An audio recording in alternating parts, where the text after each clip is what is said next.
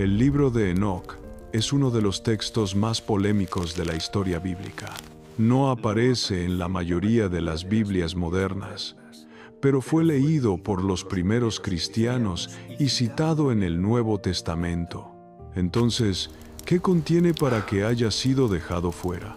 Dentro de sus páginas hay advertencias sobre ángeles caídos, un juicio reservado para una generación futura, un período contado en generaciones y una intervención divina que ocurre después de un tiempo exacto. Cuando analizamos esas profecías y las conectamos con Génesis 6, con Daniel y con las palabras de Jesús sobre los días de Noé, muchos creen que describen un escenario que se parece inquietantemente al mundo actual.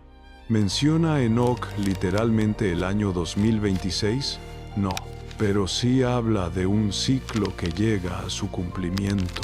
Hoy vamos a explicar qué dice realmente el libro de Enoc, cuáles son esas 7 advertencias proféticas, por qué la Iglesia no lo incluyó en el canon, y si estamos viviendo el tipo de generación que él anunció. Porque si esas profecías están entrando en su fase final, lo que viene después no será simbólico. La Biblia registra en Génesis capítulo 6 uno de los pasajes más enigmáticos y debatidos de toda la Escritura. El texto dice que los hijos de Dios vieron que las hijas de los hombres eran hermosas, y tomaron para sí mujeres escogiendo entre todas. El resultado de esta unión antinatural fueron los Nefilim, gigantes, hombres de renombre que llenaron la tierra de violencia y corrupción. Pero el relato de Génesis es breve, casi telegráfico. Nos da los hechos básicos, pero no entra en detalles. Es aquí donde el libro de Enoc se convierte en una pieza fundamental del rompecabezas. Ahora, antes de continuar, debo aclarar algo importante. El libro de Enoc no forma parte del canon bíblico protestante ni católico, aunque sí es considerado canónico por la Iglesia etíope y fue claramente conocido y citado por los escritores del Nuevo Testamento. Judas, en su epístola, cita directamente una profecía de Enoc. Pedro, en su segunda carta, hace referencia a los ángeles que pecaron y fueron arrojados al Tártaro. Estos no son datos inventados. Estos son ecos de una tradición que los apóstoles conocían y respetaban. Por lo tanto, aunque no tratamos el libro de Enoc como escritura inspirada al mismo nivel que la Biblia canónica, sí lo consideramos una fuente histórica y profética de enorme valor para entender el contexto de ciertos pasajes bíblicos. Dicho esto, volvamos al número 70. En el libro de Enoc, específicamente en el capítulo 10, encontramos el decreto divino contra los vigilantes, los ángeles que descendieron al monte Hermón y juraron corromperse con las mujeres humanas. Dios ordena que sean atados y encerrados en los valles de la tierra durante 70 generaciones, hasta el día del gran juicio, hasta el día en que serán arrojados al fuego eterno. Esta sentencia es clara y específica. No dice por mucho tiempo ni hasta que yo decida. Dice 70 generaciones. Y aquí es donde comienza nuestra investigación. Porque si tomamos este número en serio, si asumimos que tiene un significado literal y calculable, entonces surge la pregunta inevitable: ¿cuándo comenzó el conteo? ¿Cuánto dura una generación según el cálculo bíblico? Y lo más importante, ¿estamos acercándonos al final de ese periodo? Para responder estas preguntas, necesitamos primero establecer qué entiende la Biblia por una generación. Y aquí encontramos varias posibilidades, cada una con sus propias implicaciones. La primera opción es tomar la generación como 40 años, que es la duración del peregrinaje de Israel en el desierto y un número que aparece frecuentemente asociado con períodos de prueba y preparación. Si multiplicamos 40 por 70, obtenemos 2800 años. La segunda opción es considerar la generación como 70 años. basándonos en el Salmo 90, donde Moisés dice que los días de nuestra vida son 70 años, y en los más robustos 80. Si multiplicamos 70 por 70, obtenemos 4.900 años. Si amas la Biblia y cada vez que descubres algo nuevo, terminas pensando, ¿cómo es que esto siempre estuvo en la Biblia y yo nunca lo había escuchado antes? Entonces, eres exactamente como yo. Siempre me ha gustado escuchar historias bíblicas, estudiar y consumir este tipo de contenidos. Pero con el tiempo empecé a notar algo curioso. Mientras más aprendía, más sentía que había mucho más ahí dentro de lo que normalmente nos llega. Historias que solo aparecen de pasada, personajes poco mencionados, acontecimientos que parecen importantes, pero que casi nunca se exploran como deberían. Después entendí que esto sucede por una razón muy simple. Hoy en día, las personas tienen cada vez menos tiempo disponible. Por eso, iglesias, estudios y videos como este necesitan elegir solo algunos fragmentos pequeños y, casi siempre, el enfoque va hacia las historias más conocidas y más fáciles de explicar al público en general. Pensando justamente en eso, descubrí una forma para que cualquier persona pueda tener acceso a historias menos contadas de la Biblia y descubrir personajes, pueblos y acontecimientos que siempre han estado ahí, pero que casi nunca se exploran en el día a día.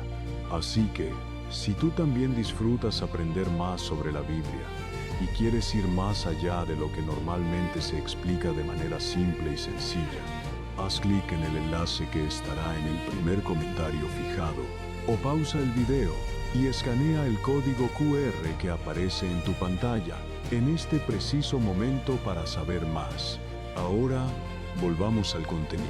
La tercera opción, y quizás la más interesante para nuestro estudio, es tomar la generación como 100 años, basándonos en Génesis 15 versículo 16, donde Dios le dice a Abraham que sus descendientes volverán a la tierra prometida en la cuarta generación, refiriéndose a un período de 400 años. Si multiplicamos 100 por 70, obtenemos 7.000 años.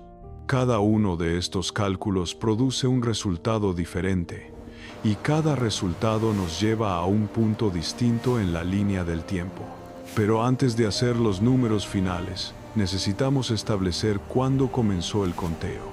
El libro de Enoc sitúa el descenso de los vigilantes en los días de Jared, cuyo nombre significa precisamente descenso en hebreo. Según las genealogías de Génesis 5, Jared nació aproximadamente en el año 460 desde la creación de Adán. Si sumamos las edades de los patriarcas antediluvianos, el diluvio ocurrió aproximadamente en el año 1656 desde la creación.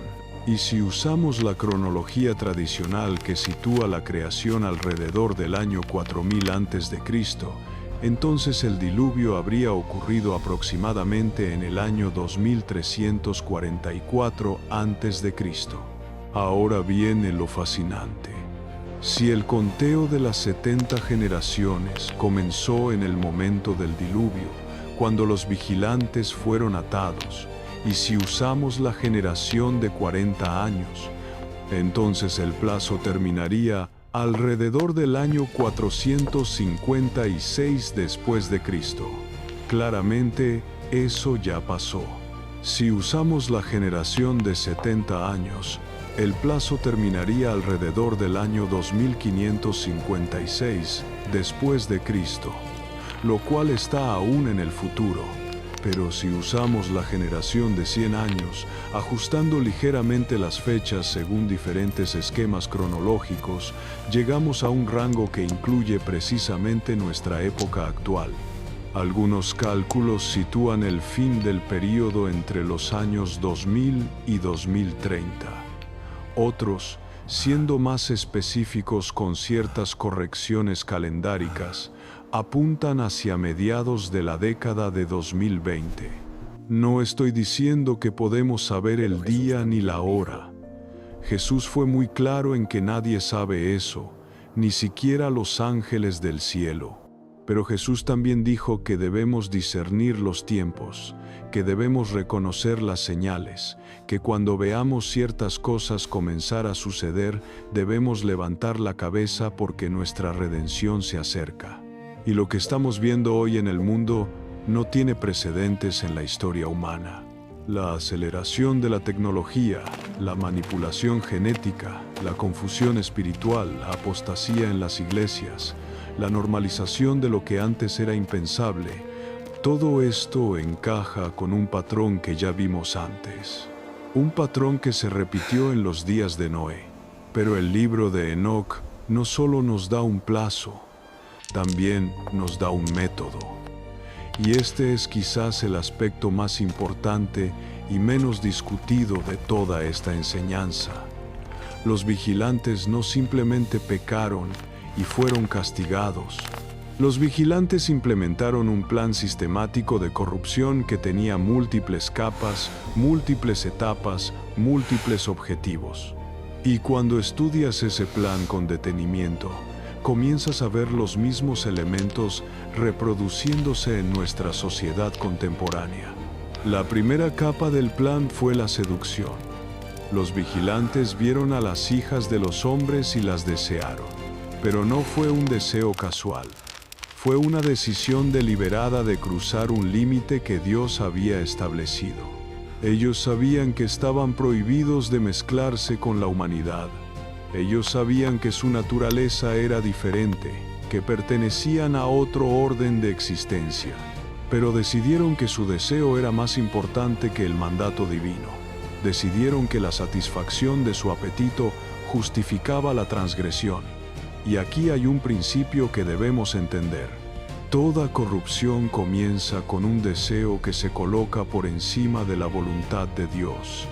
Toda caída espiritual comienza cuando decidimos que nuestros anhelos son más legítimos que los límites que el Creador ha establecido. En nuestra época vemos exactamente lo mismo. La cultura contemporánea ha elevado el deseo personal al estatus de derecho inalienable. Lo que yo quiero, lo que yo siento, lo que yo deseo, se ha convertido en el criterio supremo de moralidad. No importa lo que diga la tradición, no importa lo que enseñe la Escritura, no importa lo que indique la naturaleza misma de las cosas. Si yo lo deseo, entonces es válido. Si yo lo siento, entonces es real. Si yo lo quiero, entonces tengo derecho a obtenerlo. Esta es exactamente la mentalidad de los vigilantes. Esta es exactamente la filosofía que precipitó el juicio del diluvio. La segunda capa del plan fue el conocimiento prohibido. El libro de Enoc nos dice que los vigilantes enseñaron a los humanos secretos que no estaban destinados para ellos. Azazel enseñó la metalurgia para fabricar armas y armaduras. Enseñó también la cosmética y el adorno, que en el contexto antiguo estaba asociado con la seducción y la idolatría. Otros vigilantes enseñaron la astrología, los encantamientos, la herbolaria oculta, la interpretación de señales celestiales. Todo este conocimiento no era malo en sí mismo. La metalurgia es una ciencia legítima. El estudio de los astros es una disciplina respetable. Pero el problema era el propósito y el origen. Estos conocimientos fueron entregados prematuramente, sin la madurez espiritual necesaria para manejarlos correctamente, y fueron dados con la intención de corromper, de crear dependencia, de alejar a la humanidad de Dios y acercarla a poderes oscuros. Piensa en lo que está sucediendo hoy con la tecnología. Piensa en la inteligencia artificial, en la manipulación genética, en la capacidad de editar el ADN humano, en los avances de la neurociencia que permiten conectar cerebros con máquinas, en el transhumanismo que promete superar las limitaciones de la condición humana. No estoy diciendo que toda tecnología sea mala. La ciencia es un regalo de Dios y ha producido innumerables beneficios para la humanidad. Quizá lo saltaste o incluso lo viste, pero no le diste mucha atención. De cualquier forma, ahora tienes una segunda oportunidad. Si te está gustando el video y ya entendiste que existe mucho más en la Biblia de lo que imaginabas, te imaginas tener acceso a enseñanzas, historias, personajes y acontecimientos de la Biblia que casi nunca se exploran de forma organizada y sencilla. Dejé un enlace en el primer comentario fijado donde explico mejor todo esto. Para acceder, solo tienes que hacer clic en el enlace o escanear el código QR que aparece en tu pantalla. Ahora sigamos con el contenido. Pero hay una diferencia entre el desarrollo gradual del conocimiento bajo la guía de principios éticos y morales y la aceleración descontrolada de capacidades que superan nuestra sabiduría para manejarlas. Hay una diferencia entre descubrir los secretos del universo con humildad y reverencia hacia el Creador y asaltar las puertas del cielo con la arrogancia de quien cree que puede igualarse a Dios. La tercera capa del plan fue la corrupción de la naturaleza humana. Los Nefilim, los híbridos nacidos de la unión entre vigilantes y mujeres, no eran simplemente gigantes físicos. Eran aberraciones ontológicas, criaturas que no deberían existir según el orden establecido por Dios. La Biblia dice que toda carne había corrompido su camino sobre la tierra. El libro de Enoc amplía esto diciendo que no solo los humanos se habían corrompido, sino que la misma naturaleza estaba siendo alterada. Animales mezclándose con otras especies, plantas siendo modificadas, el orden natural siendo distorsionado de maneras que iban contra el diseño original. ¿Te suena familiar? Hoy tenemos la capacidad de modificar genéticamente casi cualquier organismo vivo. Creamos animales transgénicos, plantas modificadas, bacterias sintéticas. Hablamos abiertamente de crear híbridos humano-animal para investigación médica. Discutimos seriamente la posibilidad de clonar seres humanos o de crear inteligencias artificiales que superen nuestras capacidades cognitivas. Los límites que parecían infranqueables hace apenas unas décadas están cayendo uno tras otro. Y la pregunta que nadie quiere hacer es si Dios estableció esos límites por una razón, si hay ciertas barreras que no deberíamos cruzar. Si existe un punto donde la ciencia deja de ser exploración legítima y se convierte en rebelión contra el orden divino. La cuarta capa del plan fue la normalización. Esta es quizás la más sutil y peligrosa de todas. Los vigilantes no llegaron con violencia y destrucción desde el primer momento. No forzaron a la humanidad a aceptar su corrupción. En cambio, sedujeron gradualmente, introdujeron sus enseñanzas poco a poco, presentaron sus innovaciones como avances y mejoras. La violencia y la depravación que caracterizaron los días de Noé no aparecieron de la noche a la mañana. Fueron el resultado de un proceso gradual donde lo anormal se fue volviendo normal, donde lo prohibido se fue volviendo aceptable, donde lo impensable se fue volviendo cotidiano. Observa cómo funciona la cultura contemporánea. Observa cómo ideas que hace 20 o 30 años habrían sido rechazadas por la inmensa mayoría de la población son ahora celebradas y promovidas. Observa cómo la ventana de Overton se ha desplazado tan rápidamente que lo que ayer era extremismo radical hoy es posición moderada. Observa cómo los medios de comunicación, el entretenimiento, la educación trabajan en conjunto para normalizar comportamientos, identidades y prácticas que contradicen directamente la revelación bíblica. Y observa cómo cualquiera que cuestione esta normalización es inmediatamente etiquetado como intolerante, retrógrado, enemigo del progreso. La quinta capa del plan fue el control. Una vez que la corrupción se normalizó, Una vez que la humanidad se volvió dependiente de los conocimientos y poderes que los vigilantes habían proporcionado, entonces vino la consolidación del dominio. El libro de Enoc nos habla de los Nefilim como tiranos que oprimían a la humanidad, que devoraban los recursos de la tierra, que exigían adoración y sometimiento. La violencia que llenó la tierra en los días de Noé no fue caótica. Fue la violencia de un sistema de control, de una estructura de poder que se había establecido sobre cimientos de engaño y corrupción. Mira las estructuras de poder que se están consolidando en nuestro mundo hoy. Mira cómo un pequeño número de corporaciones controlan la información que consumimos, los productos que compramos, las plataformas donde nos comunicamos. Mira cómo los gobiernos adquieren capacidades de vigilancia que habrían sido impensables hace una generación. Mira cómo la tecnología que prometía liberarnos se está convirtiendo en herramienta de monitoreo y manipulación. Mira cómo se construyen sistemas que pueden rastrear cada transacción, cada movimiento, cada palabra que decimos. Y pregúntate si esto es simplemente progreso tecnológico neutral o si estamos presenciando la construcción de una infraestructura de control que eventualmente será usada para propósitos que ni siquiera imaginamos. La sexta capa del plan fue la persecución de los justos. En medio de toda aquella corrupción, hubo algunos que permanecieron fieles. Enoc caminó con Dios.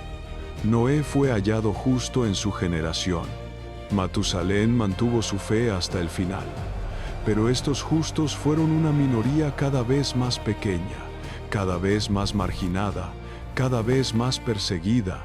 El sistema corrupto no podía tolerar la existencia de personas que le recordaran que había otra manera de vivir, que había un Dios verdadero que un día pediría cuentas. Así que la presión aumentó, el cerco se estrechó y finalmente solo quedó una familia dispuesta a creer la advertencia divina y entrar en el arca. ¿Ves las señales de esto hoy? ¿Ves cómo la tolerancia que tanto se proclama se vuelve curiosamente intolerante cuando se trata de cristianos que mantienen sus convicciones bíblicas? ¿Ves cómo el discurso de inclusión excluye sistemáticamente a quienes sostienen una cosmovisión tradicional? ¿Ves cómo las leyes se están redactando de maneras que criminalizan posiciones que hasta hace poco eran mayoritarias? ¿Ves cómo el espacio para la disidencia se reduce año tras año, mes tras mes, día tras día? Esto no es paranoia, esto es observación de patrones. Y los patrones apuntan hacia una intensificación de la presión sobre aquellos que se nieguen a conformarse. La séptima capa del plan, la capa final, fue el juicio.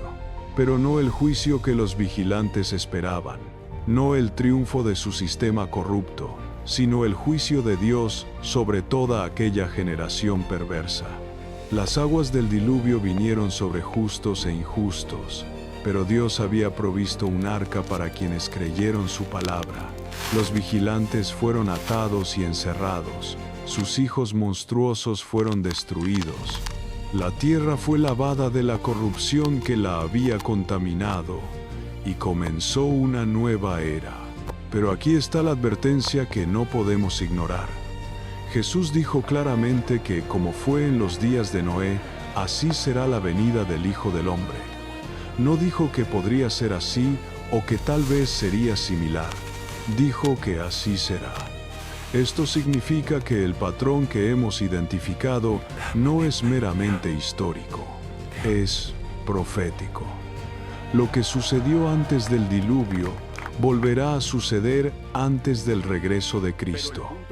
Las mismas capas del plan de corrupción se repetirán. Las mismas dinámicas espirituales estarán en juego.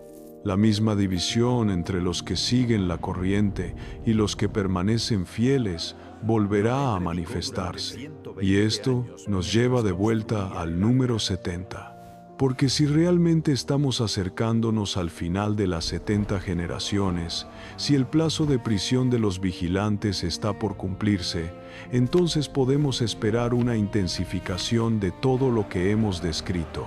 Podemos esperar que el conocimiento prohibido fluya con mayor abundancia. Podemos esperar que los límites naturales sean transgredidos con mayor frecuencia. Podemos esperar que la normalización de lo aberrante acelere su ritmo. Podemos esperar que las estructuras de control se consoliden más rápidamente.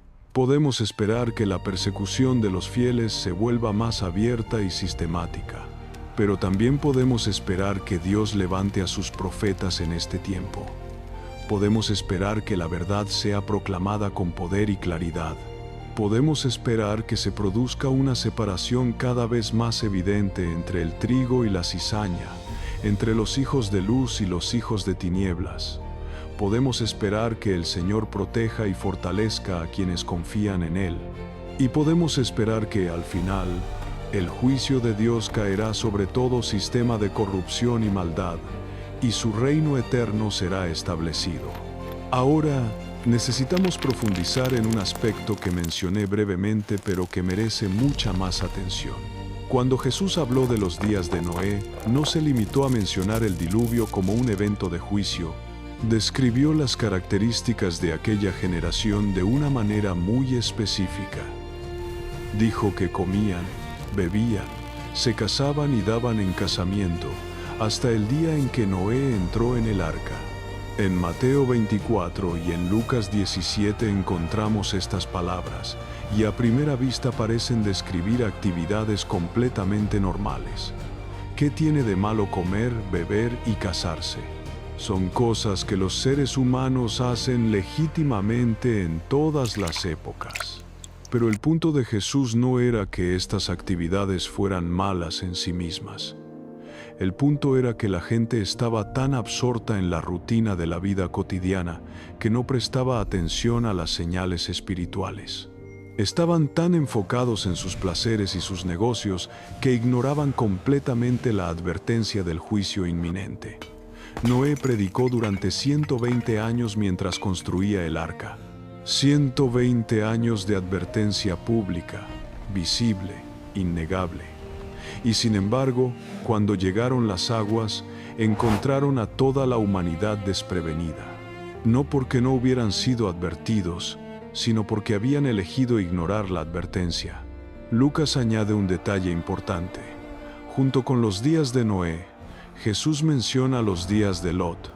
Dice que comían, bebían, compraban, vendían, plantaban y edificaban.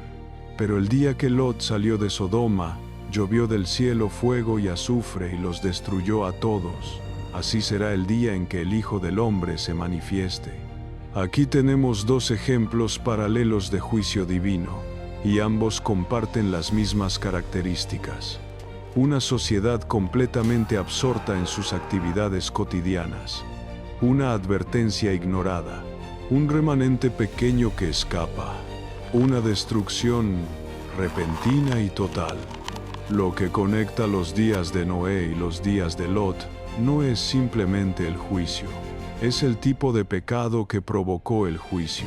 En ambos casos, encontramos transgresión de los límites sexuales establecidos por Dios. En los días de Noé, los hijos de Dios se unieron con las hijas de los hombres. En los días de Lot, los hombres de Sodoma querían abusar de los visitantes angélicos. En ambos casos, hay una perversión del orden natural, una confusión de categorías que Dios había establecido como distintas, un intento de mezclar lo que debía permanecer separado. Y en ambos casos hay una palabra hebrea que aparece y que merece nuestra atención. Esa palabra es tamim, que generalmente se traduce como perfecto o íntegro. La Biblia dice que Noé era varón justo, perfecto en sus generaciones. La palabra tamim aquí no significa que Noé fuera moralmente perfecto en el sentido de nunca haber pecado. Significa que era íntegro, completo, sin mezcla. Algunos estudiosos han argumentado que esta descripción tiene implicaciones genéticas, que Noé y su familia habían permanecido sin contaminación del linaje de los Nefilim. Otros interpretan el término de manera más espiritual, indicando integridad moral y dedicación completa a Dios. Probablemente ambas dimensiones estén presentes. Lo importante es que tamim implica no estar mezclado, no estar corrompido, no haber cedido a la presión de conformarse con lo que toda la sociedad estaba haciendo. Noé era distinto. Noé se mantuvo separado.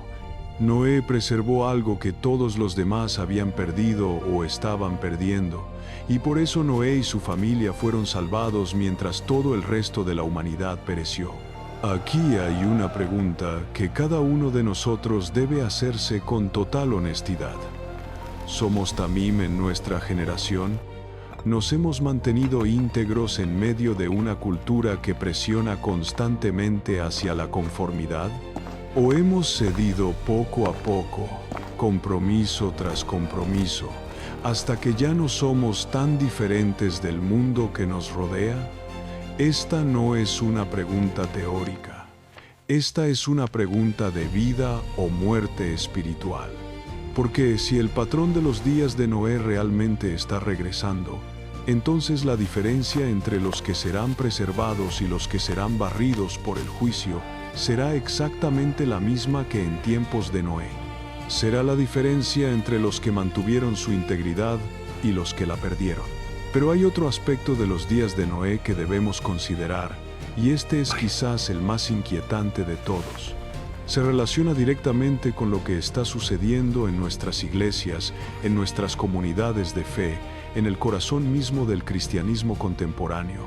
Porque el primer juicio no vendrá del cielo sobre el mundo incrédulo. El primer filtro, la primera separación, comenzará dentro de la casa de Dios. Pedro lo dice claramente en su primera carta, capítulo 4, versículo 17. Es tiempo de que el juicio comience por la casa de Dios.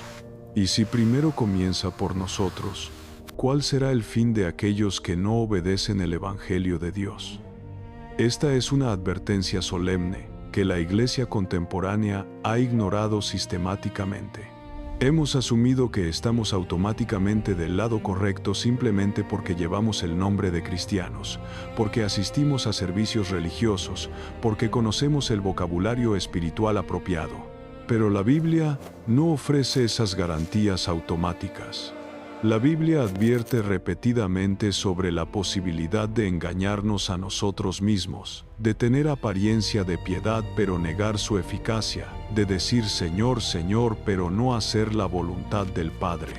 El libro del Apocalipsis contiene 7 cartas a 7 iglesias, y la mayoría de esas cartas incluyen advertencias severas. A Éfeso se le dice que ha dejado su primer amor y que si no se arrepiente, su candelero será removido. A Pérgamo se le advierte que tiene algunos que siguen doctrinas falsas. A Tiatira se le reprocha tolerar a Jezabel, la falsa profetisa. A Sardis se le dice que tiene nombre de que vive, pero está muerta. A la Odisea famosamente se le describe como tibia, ni fría ni caliente, y se le advierte que será vomitada de la boca de Cristo. Solo 2 de las 7 iglesias, Esmirna y Filadelfia, reciben elogios sin reproche. Estas no son advertencias para el mundo incrédulo. Estas son advertencias para comunidades que se identifican como seguidores de Jesús, que tienen pastores y líderes y estructuras organizativas y programas de ministerio. Estas son iglesias con actividad religiosa pero con problemas espirituales graves. Y si esto era verdad en el primer siglo, ¿cuánto más relevante es hoy, después de 2000 años de historia durante los cuales la Iglesia ha acumulado tradiciones, compromisos, desviaciones y corrupciones de todo tipo? Cuando miro al panorama del cristianismo contemporáneo, veo exactamente lo que Pedro advirtió. Veo un juicio comenzando por la casa de Dios.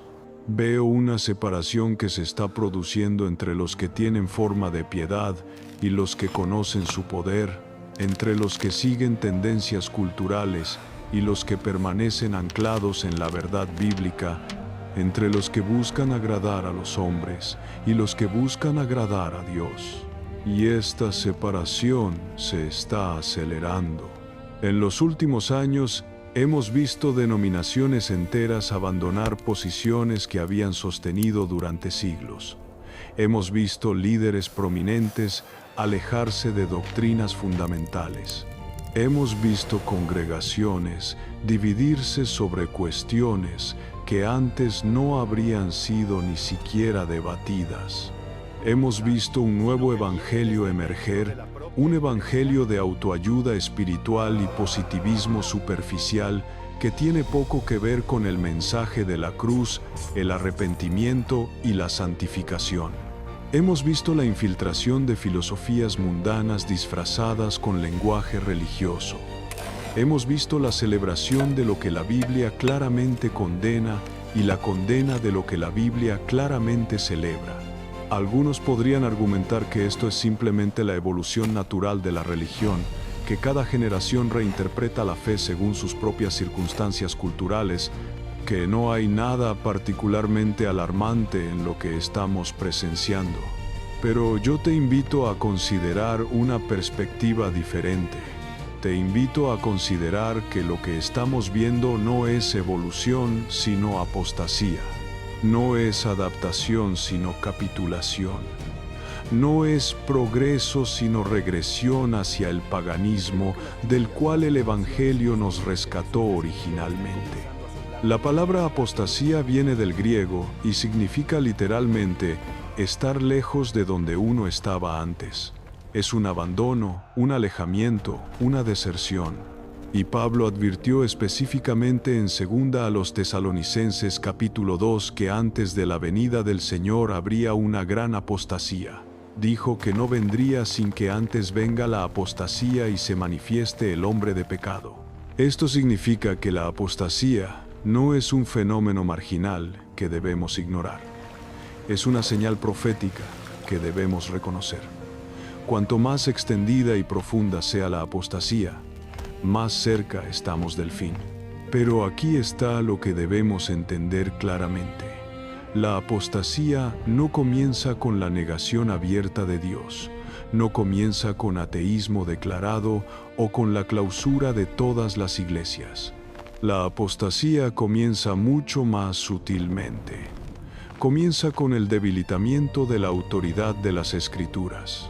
Comienza cuando decimos que la Biblia contiene la palabra de Dios en lugar de que la Biblia es la palabra de Dios. Comienza cuando tratamos ciertos pasajes como culturalmente condicionados y por tanto no vinculantes para nosotros hoy. Comienza cuando reinterpretamos textos claros para hacerlos decir lo que queremos que digan en lugar de someternos a lo que realmente dicen.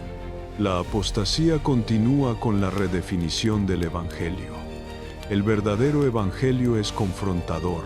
Nos dice que somos pecadores bajo la justa ira de Dios, que no podemos salvarnos a nosotros mismos, que necesitamos un Salvador que murió en nuestro lugar, que debemos arrepentirnos y nacer de nuevo, que estamos llamados a una vida de santidad y obediencia. Este mensaje ofende al orgullo humano. Este mensaje no es popular en una cultura que celebra la autoafirmación y rechaza cualquier sugerencia de que podríamos estar equivocados. Así que el Evangelio es suavizado, diluido, reformulado, se convierte en un mensaje de autoaceptación más que de arrepentimiento. Se convierte en una terapia para sentirse mejor más que en un llamado radical a morir a uno mismo. Se convierte en una promesa de bendiciones sin mencionar las demandas de discipulado. La apostasía avanza con el abandono de la santidad. La Biblia es clara en que sin santidad nadie verá al Señor. La santidad no es opcional para el cristiano. Es la evidencia de que realmente hemos nacido de nuevo, de que el Espíritu Santo mora en nosotros, de que estamos siendo transformados de gloria en gloria a la imagen de Cristo. Pero en muchas iglesias contemporáneas, la santidad ha sido reemplazada por la autenticidad. Se nos dice que lo importante es ser genuinos, ser nosotros mismos, no pretender ser algo que no somos. Y hay algo de verdad en eso. La hipocresía es ciertamente un pecado, pero la solución a la hipocresía no es abandonar los estándares de santidad. La solución es perseguir la santidad real, no la apariencia de santidad. Cuando la Iglesia deja de llamar al pecado por su nombre, cuando evita predicar sobre arrepentimiento para no ofender a nadie, cuando mide su éxito por la cantidad de asistentes más que por la profundidad de la transformación, cuando adapta su mensaje para ser culturalmente relevante a costa de ser bíblicamente fiel, entonces la Iglesia ha dejado de ser sal y luz. Se ha convertido en sal insípida, que para nada sirve sino para ser echada fuera y pisoteada por los hombres.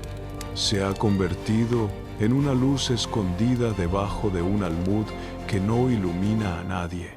Y esto me lleva a la pregunta más incómoda de todas.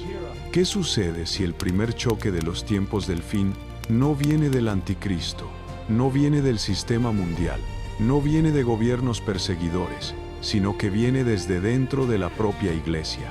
¿Qué sucede si el mayor peligro que enfrentamos no es la persecución externa, sino la corrupción interna? ¿Qué sucede si el juicio que está cayendo sobre la casa de Dios incluye la exposición de fundamentos falsos, de fe superficial, de ministerios construidos sobre arena?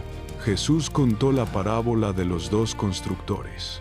Uno edificó su casa sobre la roca, y cuando vinieron las lluvias, las inundaciones y los vientos, la casa permaneció firme. Otro edificó su casa sobre la arena, y cuando vinieron las mismas pruebas, la casa cayó, y fue grande su ruina. Ambos constructores edificaron casas. Ambos probablemente pensaban que habían hecho un buen trabajo. La diferencia no fue visible hasta que llegó la tormenta. Fue la tormenta la que reveló la calidad del fundamento. Yo creo que la tormenta está llegando. Creo que las lluvias, las inundaciones y los vientos que Jesús describió están comenzando a soplar con una intensidad que no hemos experimentado en generaciones. Y creo que esta tormenta va a revelar qué fundamentos son sólidos y cuáles son arena. Algunos ministerios que parecían impresionantes van a derrumbarse. Algunas congregaciones que parecían vibrantes van a disolverse. Algunos líderes que parecían ungidos van a ser expuestos. Algunas doctrinas que parecían sólidas van a ser probadas y encontradas deficientes. Pero esta tormenta no viene para destruir la iglesia verdadera. Viene para purificarla. Viene para separar lo precioso de lo vil. Viene para quitar la escoria y dejar el oro refinado. Viene para producir una novia que esté vestida de lino fino, limpio y resplandeciente, lista para el regreso de su esposo. La tormenta no es enemiga de los verdaderos creyentes. Es enemiga de todo lo falso que se ha mezclado con nuestra fe, de todo lo carnal que hemos confundido con lo espiritual, de todo lo humano que hemos tratado de pasar como divino. Así que la pregunta no es si la tormenta vendrá. La pregunta es cómo te encontrará cuando llegue. ¿Estás edificado sobre la roca de la palabra de Dios y la obediencia a Cristo?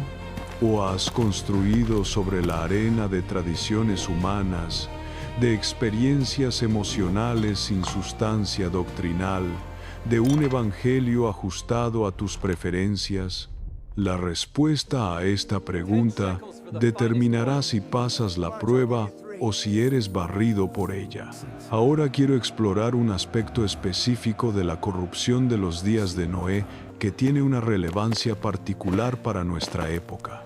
Se trata de la cuestión de la identidad humana, de lo que significa ser creado a imagen de Dios y de los intentos de redefinir o trascender esa identidad. Génesis capítulo 1 registra que Dios creó al hombre a su imagen. A imagen de Dios lo creó, varón y hembra los creó. Esta declaración establece varios principios fundamentales. Primero, que la humanidad tiene una dignidad única entre todas las criaturas porque lleva la imagen del Creador. Segundo, que esta imagen está relacionada con ser varón y hembra, con la diferenciación sexual que permite la procreación y refleja aspectos de la naturaleza de Dios. Tercero, que esta identidad fue establecida por Dios, no elegida por el hombre. No somos nosotros quienes decidimos qué somos, es nuestro Creador quien lo determina. En los días de Noé, según el libro de Enoc, esta imagen divina fue atacada sistemáticamente. Los vigilantes no solo se unieron a las mujeres humanas, su descendencia, los Nefilim, representaba una distorsión de la imagen de Dios. Eran híbridos que no pertenecían ni al orden angélico ni al orden humano.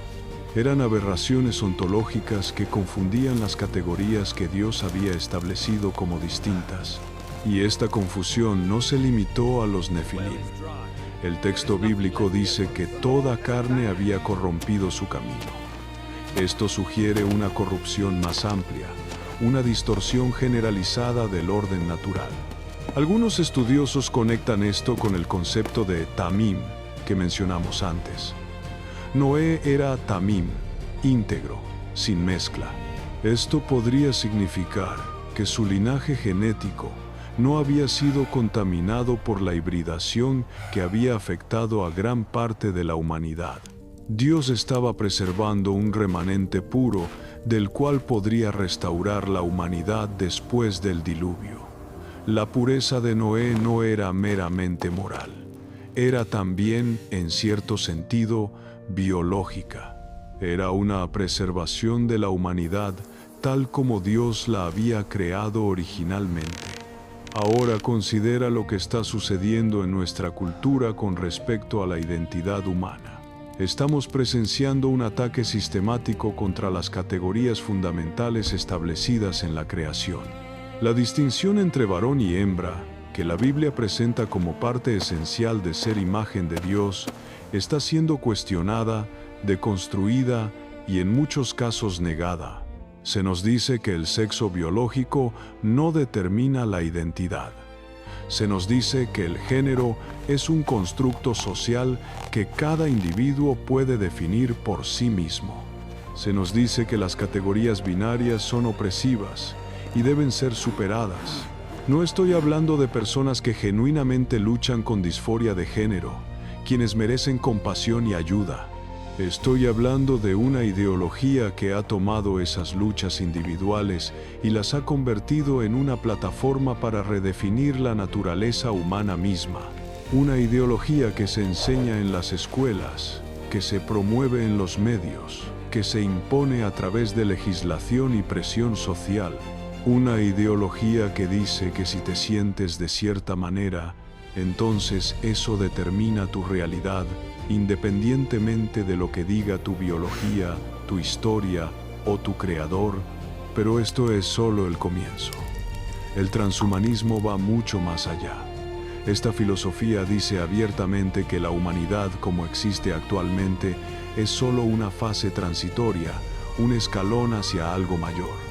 La tecnología, dicen, nos permitirá superar las limitaciones de nuestra condición actual. Podremos editar nuestros genes para eliminar enfermedades y mejorar capacidades. Podremos conectar nuestros cerebros a computadoras para expandir nuestra inteligencia. Podremos transferir nuestra conciencia a sustratos artificiales para alcanzar la inmortalidad. Podremos fusionarnos con inteligencias artificiales para convertirnos en algo más que humanos. Algunos promotores del transhumanismo son sorprendentemente abiertos sobre sus objetivos. Hablan de crear una nueva especie, hablan de tomar el control de nuestra propia evolución, hablan de convertirnos en dioses. Si esto te suena familiar, debería, porque es exactamente la misma promesa que la serpiente hizo en el Edén. Seréis como Dios. La tentación original, reempaquetada con terminología científica y tecnológica, pero fundamentalmente idéntica en su esencia. Y aquí es donde el paralelo con los días de Noé se vuelve más evidente. En aquella era hubo un intento de mezclar categorías que Dios había establecido como distintas, de crear híbridos que borraban la línea entre lo humano y lo sobrenatural. En nuestra era, estamos viendo intentos similares pero con diferentes herramientas. La manipulación genética permite crear organismos que combinan material de diferentes especies. La investigación de quimeras humano-animal está avanzando a pesar de las objeciones éticas. La interfaz cerebro-computadora difumina la línea entre lo biológico y lo artificial. Y todo esto se presenta como progreso, como la siguiente etapa de la evolución humana. No estoy diciendo que toda investigación científica sea mala. No estoy diciendo que debamos rechazar la medicina o la tecnología, pero sí estoy diciendo que hay límites que Dios ha establecido y que cuando esos límites se cruzan, las consecuencias son devastadoras. Los días de Noé terminaron con un diluvio que destruyó casi toda vida en la tierra. Y si realmente estamos repitiendo el patrón de aquellos días, entonces debemos preguntarnos qué juicio espera a nuestra generación. Jesús dijo que como fue en los días de Noé, así será. No dijo que podría ser así, dijo que así será. Esto significa que la historia se repetirá.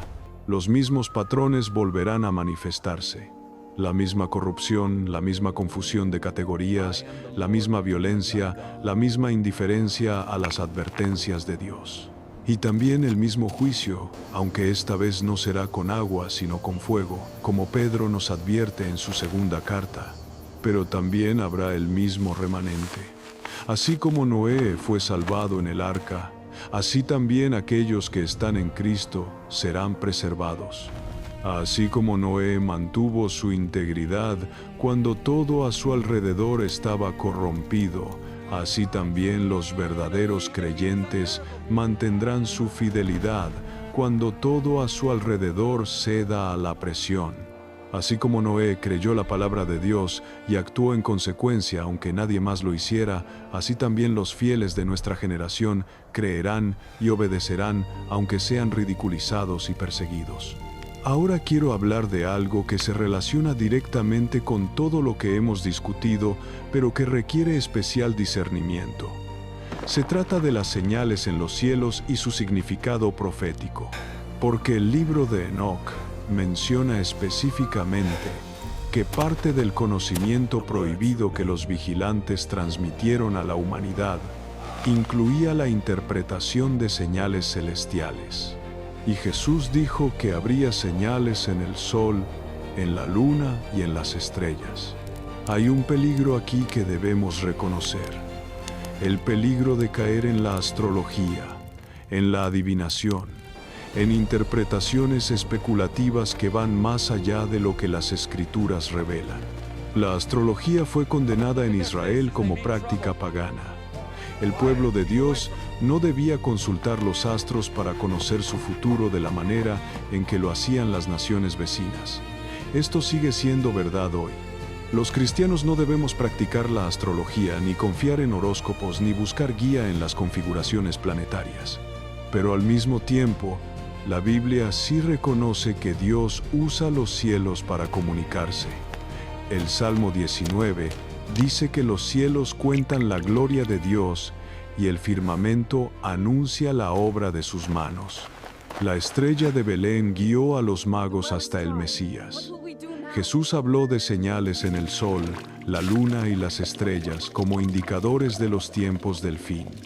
Joel profetizó que el sol se convertirá en tinieblas y la luna en sangre antes del día grande y terrible de Jehová. Apocalipsis habla de oscurecimientos celestiales, de estrellas cayendo, de signos en los cielos. Entonces, ¿cómo navegamos entre el extremo de ignorar completamente las señales celestiales y el extremo de caer en especulación astrológica? La clave está en permanecer anclados en la Escritura. Podemos observar fenómenos astronómicos significativos como eclipses, conjunciones planetarias raras o alineaciones notables. Podemos notar cuando estos fenómenos coinciden con fechas significativas del calendario bíblico, pero debemos evitar hacer predicciones específicas sobre eventos terrenales basados en estas observaciones. Debemos evitar asignar significados que la Biblia no asigna, y debemos mantener nuestra fe fundamentada en la palabra revelada, no en interpretaciones celestiales. Lo que sí podemos decir con confianza es que los cielos, como todo lo demás en la creación, están bajo el gobierno soberano de Dios. Nada sucede por accidente. Si hay un incremento de fenómenos celestiales notables en nuestra época, esto puede ser parte del programa divino para llamar la atención de la humanidad hacia asuntos eternos. Puede ser la manera en que Dios dice: miren hacia arriba porque su redención se acerca. Puede ser una confirmación de que estamos viviendo en tiempos proféticos significativos. Pero la señal más importante no está en los cielos. La señal más importante, y la más fácil de pasar por alto, está en la tierra. Específicamente, está en la iglesia. Lo que sucede en el cuerpo de Cristo es un indicador mucho más claro de dónde estamos en la línea del tiempo profético que cualquier eclipse o conjunción planetaria. Y lo que estamos viendo en la iglesia hoy es profundamente preocupante. Ya hemos hablado de la apostasía, pero quiero ser más específico. Quiero que veamos exactamente cómo la apostasía se manifiesta para que podamos reconocerla y evitarla. Porque la apostasía no viene con una etiqueta que dice: esto es herejía, evítenlo. Viene disfrazada de progreso, de relevancia, de amor, de inclusión. Viene con vocabulario espiritual y apelaciones emocionales. Viene de personas que parecen sinceras y que quizás genuinamente creen que están ayudando a la iglesia a adaptarse a los tiempos. Una de las formas más comunes de apostasía contemporánea es lo que podríamos llamar el evangelio de la afirmación. Este falso evangelio dice que el mensaje central de Jesús es que Dios te ama tal como eres y nunca te pediría que cambies. Enfatiza la gracia pero ignora la santidad. Celebra la aceptación pero evita hablar de pecado. Promete las bendiciones del pacto pero omite las demandas del discipulado. Suena amoroso, suena compasivo, suena como buenas noticias, pero es una media verdad. Y las medias verdades pueden ser más peligrosas que las mentiras evidentes porque son más difíciles de detectar. La verdad completa es que Dios nos ama profundamente, pero su amor no es indulgencia. Su amor nos busca donde estamos, pero no nos deja donde nos encontró. La gracia que salva es también la gracia que transforma. Venimos a Cristo tal como somos, pero no permanecemos tal como éramos. El verdadero evangelio incluye el llamado al arrepentimiento, que significa dar la vuelta, cambiar de dirección, abandonar el pecado que antes amábamos. Sin arrepentimiento no hay salvación. Y predicar un evangelio sin arrepentimiento es predicar otro evangelio que no puede salvar. Otra forma de apostasía es lo que podríamos llamar el cristianismo terapéutico. En esta versión, la fe se convierte principalmente en un recurso para el bienestar emocional y psicológico. Venimos a Dios para sentirnos mejor con nosotros mismos. Buscamos experiencias que nos hagan sentir bien. Evaluamos las iglesias según cómo nos hacen sentir cuando salimos. La pregunta central no es: ¿estoy obedeciendo a Cristo?, sino: ¿Estoy satisfecho con mi experiencia religiosa? No hay nada malo en que la fe proporcione consuelo, paz y gozo. Estas son promesas bíblicas legítimas. Pero cuando el bienestar emocional se convierte en el objetivo principal, hemos invertido las prioridades del reino. El objetivo principal es glorificar a Dios y conformarnos a la imagen de Cristo. El bienestar emocional es un subproducto, no el producto principal. Y a veces el camino del discipulado incluye sufrimiento, negación propia, persecución y pérdida. Un cristianismo terapéutico no está equipado para manejar estas realidades. Cuando llegan las pruebas, los que fueron atraídos solo por la promesa de sentirse bien descubren que su fe no tiene raíces suficientes para sostenerse. Otra forma de apostasía es el sincretismo, la mezcla de la fe bíblica con elementos de otras religiones o filosofías. Esto puede ser obvio, como cuando congregaciones adoptan prácticas de meditación oriental o incorporan rituales de tradiciones indígenas. Pero también puede ser sutil, como cuando la cosmovisión bíblica se mezcla con el materialismo científico, el relativismo moral o el individualismo radical de la cultura occidental. El sincretismo no siempre requiere añadir elementos extraños. A veces consiste simplemente en filtrar el mensaje bíblico a través de una cosmovisión incompatible, de manera que lo que emerge es una versión domesticada de la fe que ya no confronta ni transforma. La iglesia primitiva enfrentó constantemente la presión del sincretismo. El gnosticismo intentó mezclar el cristianismo con filosofía griega y misticismo oriental. Las religiones mistéricas ofrecían experiencias espirituales que competían con la fe en Cristo. El culto imperial demandaba que los cristianos añadieran a César junto con Jesús. En cada caso, la Iglesia resistió porque entendía que la fe en Cristo es exclusiva. No puede mezclarse ni compartir espacio con dioses rivales o filosofías contrarias. Hoy la presión es diferente, pero igualmente intensa. La cultura posmoderna dice que todas las religiones son igualmente válidas, que es arrogante afirmar verdad absoluta, que la tolerancia requiere aceptar todas las perspectivas como igualmente legítimas. Esta presión penetra en la Iglesia a través de miembros que han sido discipulados más por la cultura que por la Escritura. Penetra a través de líderes que quieren ser relevantes y aceptados. Penetra a través del miedo a ser etiquetado como fundamentalista, intolerante o retrógrado. Pero la fe cristiana, por su propia naturaleza, no puede acomodarse al pluralismo relativista. Jesús dijo: «Yo soy el camino, la verdad y la vida. Nadie viene al Padre sino por mí».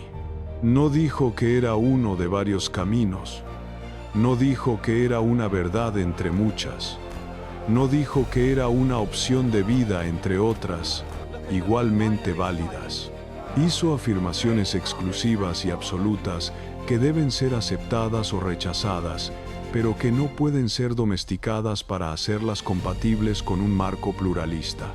Otra forma de apostasía, y esta es particularmente relevante para nuestra discusión sobre los días de Noé, es la redefinición de la ética sexual. La Biblia es inequívoca en que la sexualidad humana fue diseñada por Dios para el contexto del matrimonio entre un hombre y una mujer. Este ha sido el entendimiento unánime de la Iglesia durante 2000 años, basado en textos claros del Antiguo y Nuevo Testamento, enseñados por Jesús mismo y por los apóstoles. No es un asunto secundario o periférico. La sexualidad está conectada con la imagen de Dios, con el pacto matrimonial, con la fidelidad, con la santidad del cuerpo como templo del Espíritu Santo. Sin embargo, en las últimas décadas hemos visto a denominaciones enteras abandonar esta enseñanza. Hemos visto el surgimiento de teologías que intentan reconciliar el cristianismo con la revolución sexual. Hemos visto a líderes argumentar que el amor de Dios invalida los mandamientos de Dios, como si existiera contradicción entre ambos. Hemos visto congregaciones celebrar lo que la Escritura llama pecado. No estoy hablando de cómo tratar a personas que luchan con tentación sexual, cualquiera que sea su naturaleza. Todos somos pecadores. Todos luchamos con tentaciones.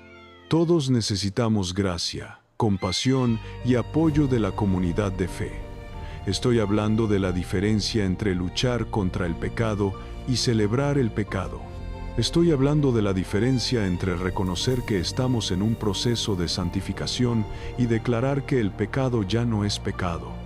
Estoy hablando de la diferencia entre la gracia que nos encuentra en nuestro pecado y nos transforma, y la falsa gracia que nos deja en nuestro pecado y llama a eso amor. Cuando la Iglesia capitula en asuntos de ética sexual, no está simplemente ajustando una doctrina periférica. Está abandonando la autoridad de las Escrituras. Está negando la realidad del pecado. Está socavando la necesidad del arrepentimiento. Está contradiciendo la enseñanza explícita de Jesús y los apóstoles. Está, en resumen, convirtiéndose en otra religión que simplemente usa vocabulario cristiano, pero que ya no es fiel al Cristo de las Escrituras. Y esto conecta directamente con los días de Noé. Génesis 6 nos dice que los hijos de Dios vieron a las hijas de los hombres y tomaron para sí mujeres escogiendo entre todas. Esta fue una transgresión de límites sexuales establecidos por Dios. Los ángeles no debían unirse con humanos, pero lo hicieron porque vieron y desearon, porque pusieron su apetito por encima del mandamiento divino. Y el resultado fue la corrupción de la humanidad, el surgimiento de los Nefilim y eventualmente el juicio del diluvio. Si el patrón de los días de Noé realmente está regresando, como Jesús indicó que sucedería, entonces podemos esperar ver exactamente lo que estamos viendo. Transgresión de límites sexuales en una escala sin precedentes. Confusión sobre las categorías de varón y hembra que Dios estableció en la creación. Celebración de lo que antes era universalmente reconocido como desviación. Y una iglesia dividida entre los que se mantienen fieles a la enseñanza bíblica y los que han cedido a la presión cultural. Ahora quiero abordar una pregunta práctica que probablemente está surgiendo en tu mente mientras escuchas todo esto. Si realmente estamos en los tiempos del fin, si realmente el patrón de los días de Noé está regresando, si realmente nos acercamos al final de las 70 generaciones, entonces, ¿qué debemos hacer? ¿Cómo debemos vivir? ¿Qué decisiones prácticas debemos tomar? La primera respuesta, y la más fundamental, es arrepentimiento. No me refiero a sentirse mal por un momento y luego seguir con la vida normal. Me refiero a un cambio radical de dirección, una reorientación completa de prioridades, una decisión deliberada de abandonar todo lo que sabemos que es contrario a la voluntad de Dios. El arrepentimiento no es un evento único que sucedió cuando aceptaste a Cristo. Es una práctica continua, un estilo de vida, una disciplina espiritual que debemos ejercitar cada día. Hay áreas de tu vida donde has cedido a la presión del mundo. Hay compromisos que has hecho para encajar, para ser aceptado, para evitar conflicto. Hay pecados que has tolerado porque todos los demás también los toleran. Hay verdades que has suavizado porque decirlas claramente te costaría amistades o posición social. Si la respuesta a cualquiera de estas preguntas es sí, entonces el primer paso es arrepentirte. Reconoce ante Dios dónde has fallado, pide su perdón y comprométete a un camino diferente. La segunda respuesta es profundización en las Escrituras. En tiempos de confusión, necesitamos más que nunca estar anclados en la palabra de Dios. No basta con conocer versículos aislados o tener familiaridad general con historias bíblicas. Necesitamos conocer la Biblia profundamente, sistemáticamente, en su contexto y en su totalidad. Necesitamos ser capaces de reconocer el error cuando lo escuchamos, porque conocemos la verdad íntimamente. Esto requiere disciplina. Requiere tiempo dedicado diariamente al estudio. No simplemente lectura devocional rápida, sino estudio serio. Requiere buenas herramientas de estudio, comentarios confiables y preferiblemente la guía de maestros sólidos. Requiere memorización para que la palabra esté grabada en nuestro corazón y disponible cuando la necesitemos. Requiere meditación, rumiando los textos hasta que penetren más allá del intelecto y transformen nuestro ser interior. La tercera respuesta es comunión con creyentes fieles. No podemos navegar estos tiempos solos. Necesitamos hermanos y hermanas que compartan nuestras convicciones, que nos animen cuando flaqueamos, que nos corrijan cuando nos desviamos, que oren con nosotros y por nosotros. Necesitamos una comunidad donde la verdad sea valorada, donde la santidad sea buscada, donde el discipulado sea tomado en serio. Esto puede significar evaluar cuidadosamente tu iglesia actual. ¿Se predica la palabra fielmente? ¿Se practica la disciplina eclesial? ¿Se llama al pecado por su nombre y al arrepentimiento como respuesta? ¿O has estado en un ambiente donde la verdad se ha diluido para no ofender, donde el evangelio se ha suavizado para ser más atractivo, donde los estándares se han bajado para ser más inclusivos? Si tu iglesia ha cedido a la apostasía, puede ser tiempo de buscar una comunidad que se mantenga fiel, aunque sea más pequeña o menos impresionante según estándares humanos. La cuarta respuesta es preparación para la persecución. No digo esto para asustar, sino para ser realista. Si los patrones proféticos se están cumpliendo, la presión sobre los creyentes fieles va a aumentar. Ya estamos viendo las primeras señales. Personas perdiendo empleos por sostener convicciones bíblicas. Empresas siendo boicoteadas por no ceder a demandas ideológicas. Leyes siendo redactadas que criminalizan la expresión de creencias tradicionales. Esto no va a mejorar, va a intensificarse. Prepararse para la persecución significa, en primer lugar, contar el costo del discipulado ahora, antes de que la presión llegue. Decidir de antemano que seguirás a Cristo, cueste lo que cueste.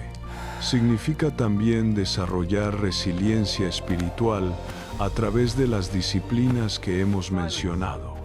Significa construir redes de apoyo con otros creyentes que puedan sostenerte cuando las cosas se pongan difíciles.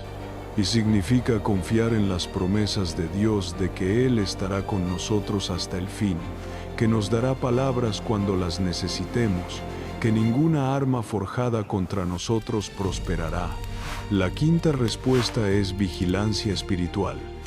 Jesús dijo repetidamente a sus discípulos que velaran, que estuvieran alertas, que no fueran tomados por sorpresa. En los días de Noé, la gente fue sorprendida porque no prestaba atención. Comían, bebían, se casaban, totalmente absortos en la rutina cotidiana, ignorando las señales de los tiempos. Nosotros no debemos cometer el mismo error. Vigilar significa estar atentos a lo que sucede a nuestro alrededor, interpretándolo a la luz de las Escrituras. Significa no dejarnos adormecer por el entretenimiento, el consumismo o las distracciones de la vida moderna.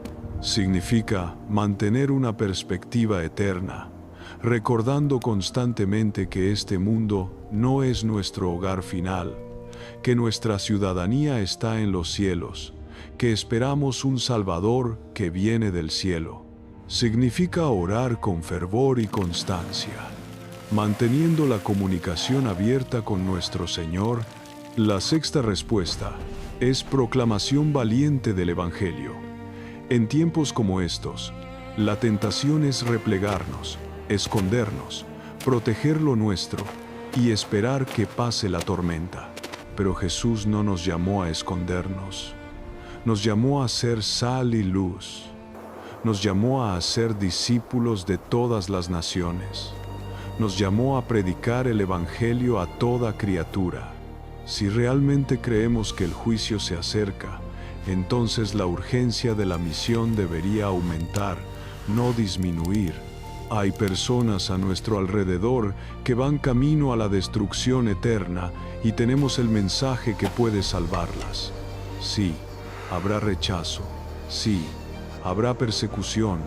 Sí, seremos llamados intolerantes, fundamentalistas, enemigos del progreso. Pero, ¿qué importa eso comparado con la eternidad? ¿Qué importa nuestra comodidad social comparada con almas que pueden ser rescatadas del fuego? La séptima respuesta es esperanza inquebrantable. En medio de todo lo oscuro que hemos discutido, no debemos perder de vista que el final de la historia ya está escrito y es glorioso. Cristo regresa. El mal será juzgado. El reino eterno será establecido.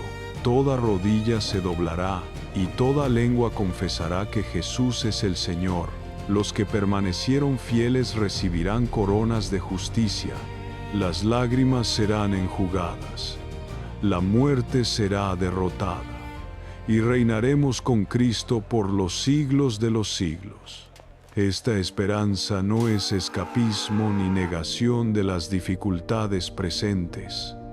Es ancla del alma, firme y segura. Es la motivación que nos sostiene cuando todo parece derrumbarse.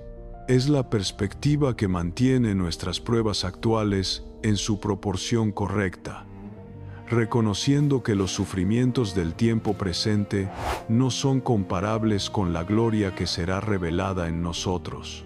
Ahora quiero volver al tema central con el que comenzamos, el código de las 70 generaciones. ¿Qué significa realmente si este plazo está llegando a su fin? ¿Qué sucede cuando los vigilantes que fueron atados son liberados para el juicio final? El libro de Enoc describe que al final de las 70 generaciones, estos ángeles caídos serán traídos al juicio definitivo, serán arrojados al fuego eterno. Su sentencia temporal se convertirá en condena permanente. Pero antes de que eso suceda, parece haber un período de actividad demoníaca intensificada, como si los espíritus de los Nefilim, que según Enoc se convirtieron en demonios después de la muerte de sus cuerpos físicos, supieran que su tiempo es corto y por eso actuaran con desesperación. Apocalipsis describe algo similar. En el capítulo 12, leemos que el diablo ha descendido a vosotros con gran ira, sabiendo que tiene poco tiempo. La intensificación del mal en los últimos días no es porque el mal esté ganando, es porque el mal sabe que está perdiendo. Es el frenesí desesperado de un enemigo que ve que su derrota final se acerca. Los leones rugen más fuerte cuando están acorralados. Y Satanás sabe que está acorralado. Esto explica mucho de lo que estamos viendo. Explica la aceleración de la maldad. Explica por qué cambios que antes tomaban generaciones ahora suceden en años o meses.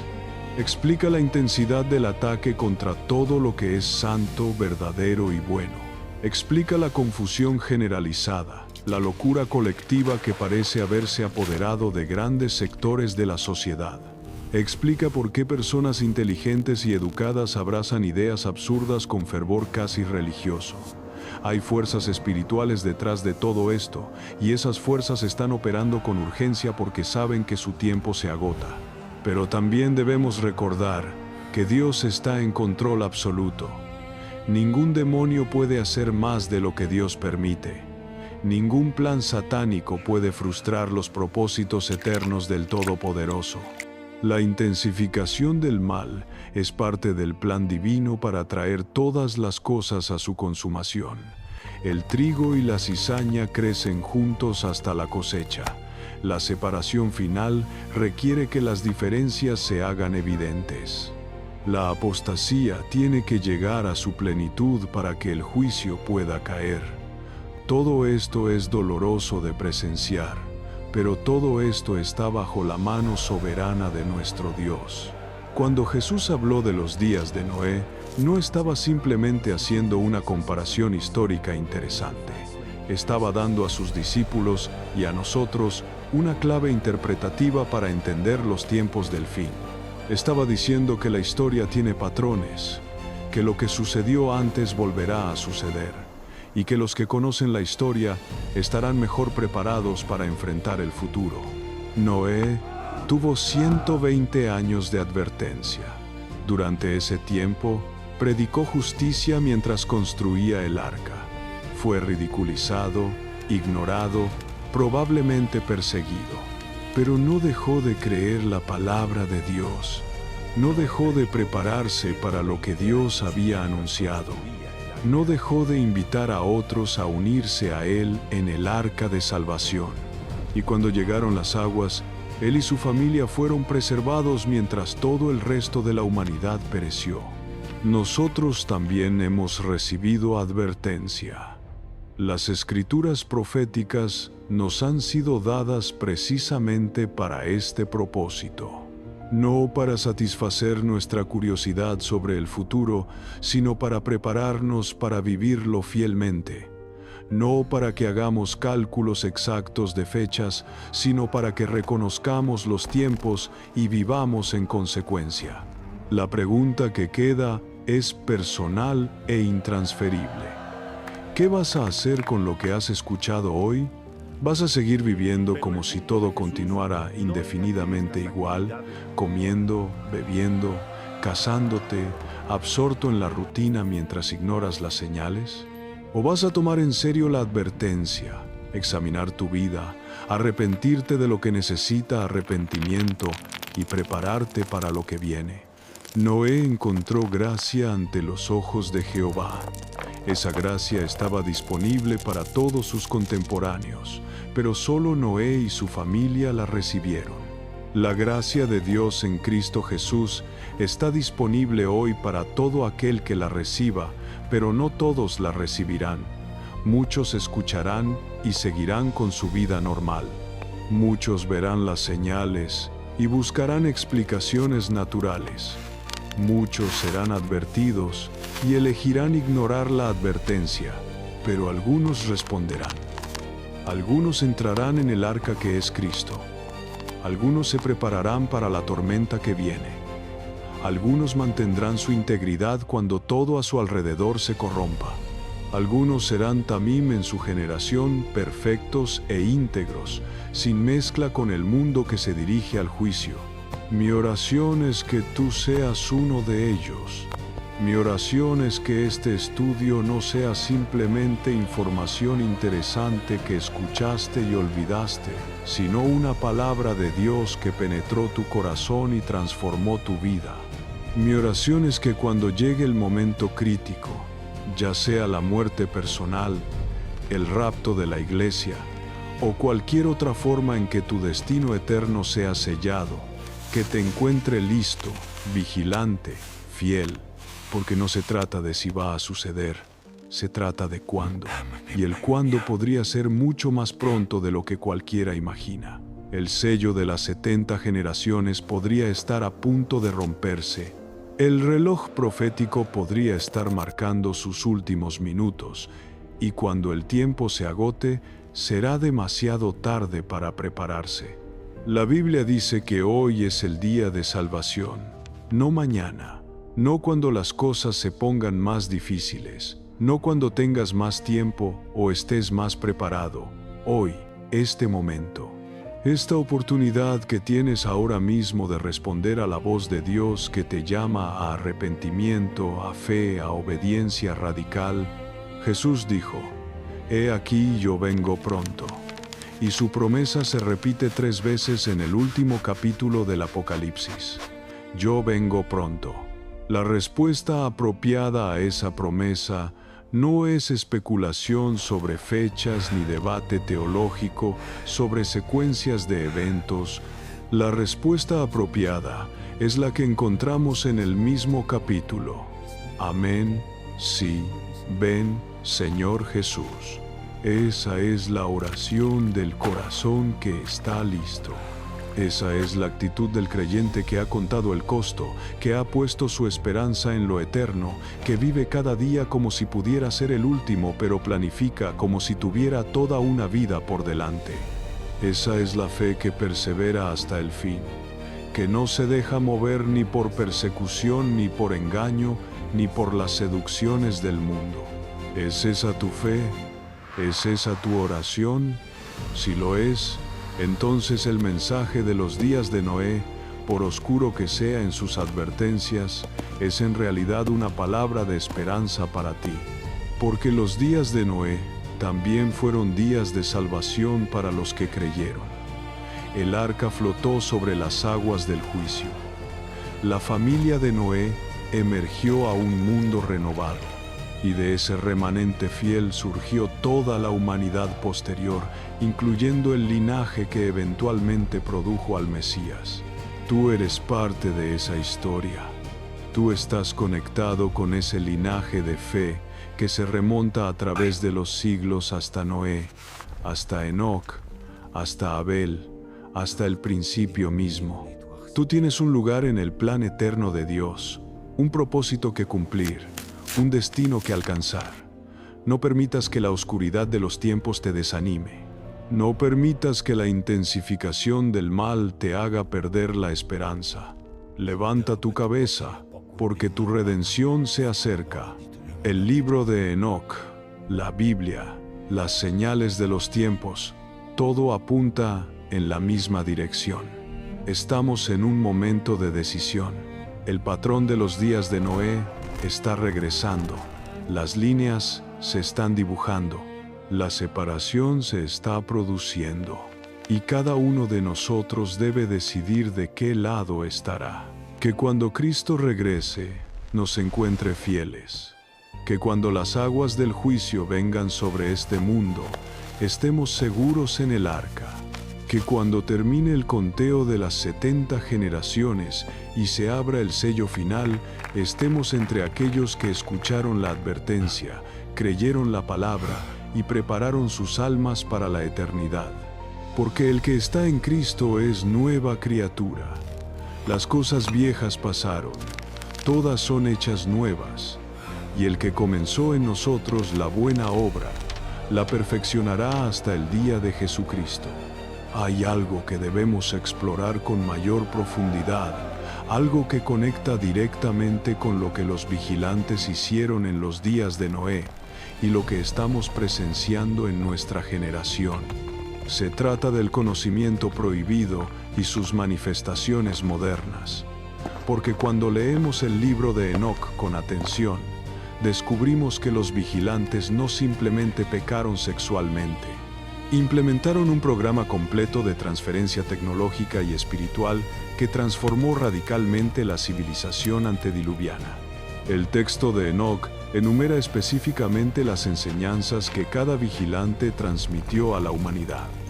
Azazel enseñó a los hombres a fabricar espadas, cuchillos, escudos y corazas. Les enseñó también a trabajar los metales preciosos para hacer brazaletes y adornos. Les mostró el uso del antimonio para pintar los párpados y embellecer los ojos, así como las piedras preciosas y los tintes. Semiasa enseñó encantamientos y el corte de raíces, lo que se refiere a la herbolaria oculta y la farmacología con propósitos mágicos. Armaros enseñó cómo resolver encantamientos. Baraquiel enseñó la observación de los astros, es decir, la astrología. Cocabel enseñó los signos del sol y la luna. Sariel enseñó el curso de la luna. Lo que vemos aquí no es simplemente una lista de conocimientos técnicos. Es un programa sistemático diseñado para acelerar el desarrollo humano en direcciones específicas, todas las cuales tenían implicaciones espirituales profundas. La metalurgia para armas fomentaba la violencia y la guerra. La cosmética y la joyería estaban asociadas en el mundo antiguo con la seducción y la idolatría. La herbolaria oculta abría puertas a la manipulación de la conciencia y la invocación de poderes demoníacos. La astrología desviaba la atención del creador hacia la creación, sustituyendo la revelación divina por la observación de los astros. El resultado de todo este conocimiento transferido prematuramente fue devastador. La tierra se llenó de violencia. La corrupción moral alcanzó niveles que hicieron que Dios se arrepintiera de haber creado al hombre. La maldad del corazón humano era tan continua y tan profunda que no quedaba otra opción más que el juicio catastrófico. El conocimiento que los vigilantes compartieron no elevó a la humanidad, la destruyó. Ahora considera lo que está sucediendo en nuestra época con respecto al conocimiento y la tecnología. Estamos viviendo una explosión de avances técnicos sin precedentes en la historia humana. La cantidad de información que se genera cada año supera toda la información generada en siglos anteriores combinados. Las capacidades que hace apenas décadas pertenecían a la ciencia ficción son ahora realidad cotidiana. Podemos comunicarnos instantáneamente con cualquier persona en el planeta. Podemos acceder a prácticamente todo el conocimiento humano desde un dispositivo que cabe en nuestro bolsillo. Podemos modificar genéticamente organismos vivos, crear inteligencias artificiales, conectar cerebros con computadoras, y estamos apenas comenzando a explorar las posibilidades. La pregunta que nadie quiere hacer es si todo este conocimiento viene de una fuente legítima y si estamos preparados para manejarlo. La pregunta es si la aceleración que estamos experimentando es natural o si hay fuerzas sobrenaturales impulsándola. La pregunta es si estamos repitiendo el patrón de los días de Noé, recibiendo conocimientos que no deberíamos tener, usándolos de maneras que no deberíamos usar y acelerándonos hacia un juicio que no queremos enfrentar. No estoy proponiendo una posición antitecnología simplista. El conocimiento científico legítimo es un regalo de Dios. La capacidad humana de investigar, descubrir y crear tecnología refleja la imagen del Creador en nosotros. Muchos avances tecnológicos han sido genuinas bendiciones, aliviando el sufrimiento, curando enfermedades, mejorando la calidad de vida. El problema no es el conocimiento en sí mismo, sino el propósito, el origen y el contexto moral en que se desarrolla y utiliza. Lo que veo hoy es un desarrollo tecnológico que cada vez más se desconecta de cualquier marco ético trascendente. La ciencia moderna opera bajo el supuesto de que si algo puede hacerse técnicamente, entonces debe hacerse. Los límites morales se consideran obstáculos retrógrados que deben superarse en nombre del progreso. La idea de que hay ciertas cosas que no deberíamos hacer, ciertos conocimientos que no deberíamos buscar, ciertas capacidades que no deberíamos desarrollar, es rechazada como pensamiento primitivo incompatible con la mentalidad científica. Pero este es exactamente el problema.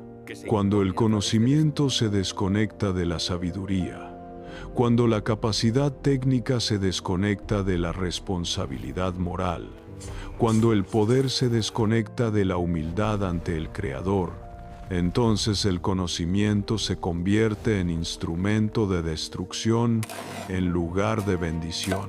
Esto fue lo que sucedió en los días de Noé. Esto es lo que está sucediendo hoy. Consideremos un área específica que ilustra perfectamente este patrón: la manipulación genética. Hace apenas unas décadas, la idea de modificar el código genético de organismos vivos era teoría especulativa. hoy es práctica rutinaria. Podemos insertar genes de una especie en otra, crear organismos transgénicos, editar el ADN con precisión usando herramientas como CRISPR. Podemos modificar plantas para hacerlas resistentes a plagas o para producir nutrientes adicionales. Podemos modificar animales para que produzcan proteínas humanas o para que sus órganos sean compatibles con trasplantes humanos. Y la pregunta que se discute abiertamente es si debemos, o más bien cuándo debemos, comenzar a editar genéticamente a los seres humanos. Los argumentos a favor suenan razonables. ¿No sería maravilloso eliminar enfermedades genéticas hereditarias? ¿No sería beneficioso prevenir el cáncer, el Alzheimer, las enfermedades cardíacas? ¿No querríamos que nuestros hijos fueran más sanos, más inteligentes, más capaces? Estos argumentos apelan a nuestros deseos legítimos de evitar el sufrimiento y mejorar la vida, pero ignoran completamente las implicaciones más profundas de lo que estamos haciendo. Cuando editamos el genoma humano, no estamos simplemente tratando una enfermedad. Estamos rediseñando la naturaleza humana misma. Estamos tomando en nuestras manos el código que Dios escribió cuando nos formó. Estamos asumiendo la posición de creadores cuando somos criaturas. Estamos diciendo que sabemos mejor que nuestro Hacedor cómo debería ser un ser humano. Y aquí está el paralelo directo con los días de Noé. Los Nefilim fueron el resultado de mezclar lo que Dios había establecido como separado. Fueron aberraciones ontológicas, seres que no deberían existir según el orden creacional. Representaban una distorsión de la imagen de Dios en el hombre. Y Dios respondió con juicio porque la integridad de su creación estaba siendo violada. Hoy no tenemos vigilantes descendiendo del cielo para mezclarse con mujeres humanas. Pero tenemos científicos en laboratorios que están mezclando material genético de diferentes especies, que están creando quimeras humano-animal, que están discutiendo seriamente la posibilidad de crear seres humanos mejorados genéticamente. La tecnología es diferente, pero el resultado es el mismo. La línea entre las categorías que Dios estableció está siendo borrada. La integridad de la imagen divina en el hombre está siendo amenazada. Y si el patrón de los días de Noé realmente se está repitiendo, entonces podemos esperar que el juicio divino también se repita. Pero la manipulación genética es solo una parte del panorama. El transhumanismo va mucho más allá. Esta filosofía, que tiene adherentes influyentes en los círculos más altos de la tecnología y la academia, propone abiertamente que la humanidad como existe actualmente es solo una fase transitoria. El objetivo declarado es trascender las limitaciones de la condición humana usando la tecnología. Esto incluye la modificación genética, pero también la fusión con tecnologías artificiales, la transferencia de la conciencia a sustratos digitales, la creación de inteligencias artificiales superinteligentes y eventualmente la conquista de la muerte misma. Los promotores del transhumanismo no ocultan sus ambiciones. Hablan abiertamente de crear humanos 2 o posthumanos. Hablan de tomar el control de nuestra propia evolución. Hablan de convertirnos en dioses. Yuval Noah Harari, uno de los pensadores más influyentes de nuestra época, ha escrito extensamente sobre cómo la humanidad está a punto de ser reemplazada por seres que seremos incapaces de imaginar, así como un chimpancé es incapaz de imaginar un ser humano. Ray Kurzweil, director de ingeniería en una de las mayores empresas tecnológicas del mundo, ha predicho la singularidad, el momento en que la inteligencia artificial superará la inteligencia humana y todo cambiará de maneras impredecibles. Esto no es ciencia ficción marginal. Esto es pensamiento mainstream entre las élites tecnológicas y académicas. Esto es lo que se enseña en las universidades más prestigiosas. Esto es lo que guía las inversiones de miles de millones de dólares en investigación y desarrollo. Y lo más inquietante es que muy pocos en la iglesia están prestando atención o articulando una respuesta bíblica coherente. Cuando escucho a los transhumanistas hablar de sus aspiraciones, no puedo evitar pensar en Génesis 3. La serpiente le dijo a Eva que si comían del fruto prohibido, serían como Dios, conociendo el bien y el mal. La tentación original fue exactamente esta: trascender los límites de la condición humana para alcanzar estatus divino. Y el resultado de ceder a esa tentación fue la caída, la muerte, la expulsión del jardín y toda la miseria que ha caracterizado la historia humana desde entonces. Los transhumanistas están ofreciendo la misma mentira con envoltorio moderno. Nos dicen que podemos superar nuestras limitaciones, que podemos conquistar la muerte, que podemos convertirnos en algo más que humanos. No mencionan a Dios, por supuesto. No usan lenguaje religioso, o si lo usan, es para reformularlo en términos tecnológicos. Pero la esencia es la misma. Es la promesa de la serpiente repetida para una nueva generación. Y el resultado, si la historia es alguna guía, será igualmente desastroso. Pero hay otro aspecto de los días de Noé que merece nuestra atención y que conecta con lo que está sucediendo en la iglesia hoy. El libro de Enoc nos dice que en aquella época había profetas genuinos que advertían a la gente del juicio venidero. Enoc mismo profetizó contra los vigilantes y su descendencia. Noé predicó justicia durante 120 años mientras construía el arca. Pero estas voces proféticas fueron ignoradas. La mayoría de la gente siguió con su vida normal, comiendo, bebiendo, casándose, totalmente indiferentes a las advertencias. Hoy también hay voces proféticas advirtiendo sobre los tiempos en que vivimos. Hay maestros fieles que están exponiendo la apostasía en la iglesia. Hay predicadores que no han cedido a la presión de diluir el mensaje. Hay creyentes comunes que disciernen lo que está sucediendo y tratan de alertar a otros, pero estas voces son cada vez más marginadas. Son etiquetadas como alarmistas, como fundamentalistas, como enemigos del progreso. Son silenciadas en las plataformas digitales, excluidas de las conferencias principales, ignoradas por las denominaciones establecidas. Lo que estamos presenciando es una polarización creciente dentro del cristianismo.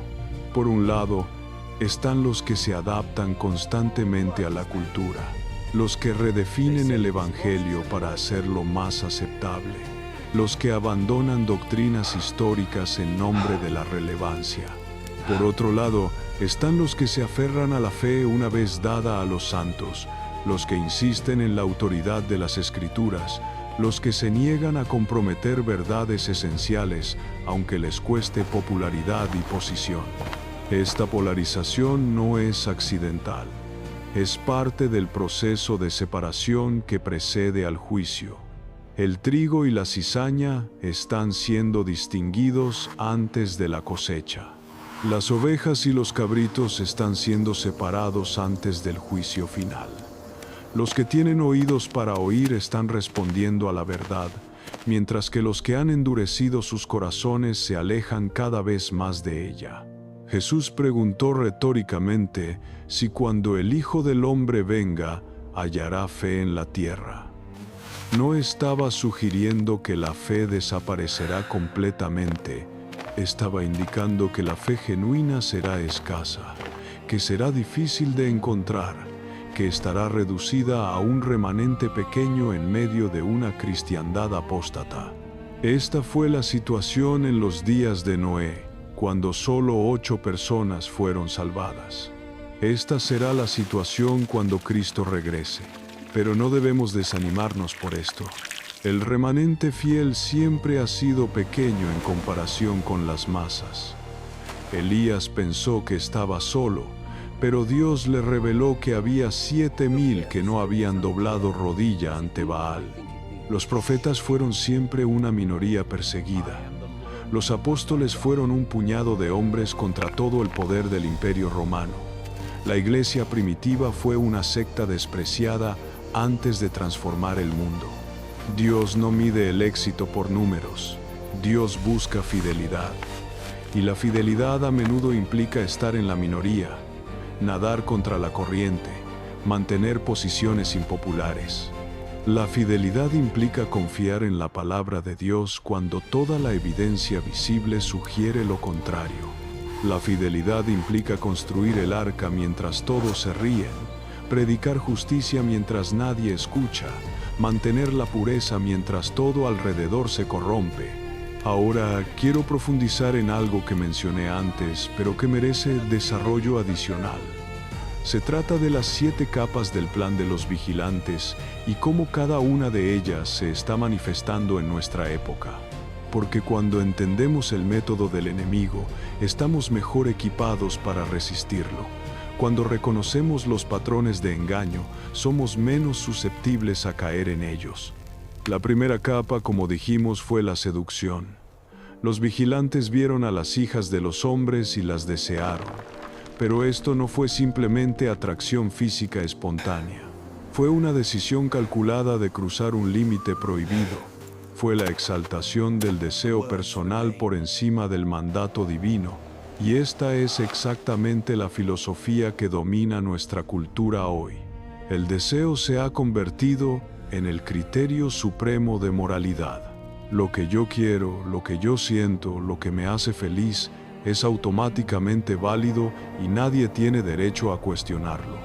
Esta filosofía ha penetrado profundamente en la Iglesia.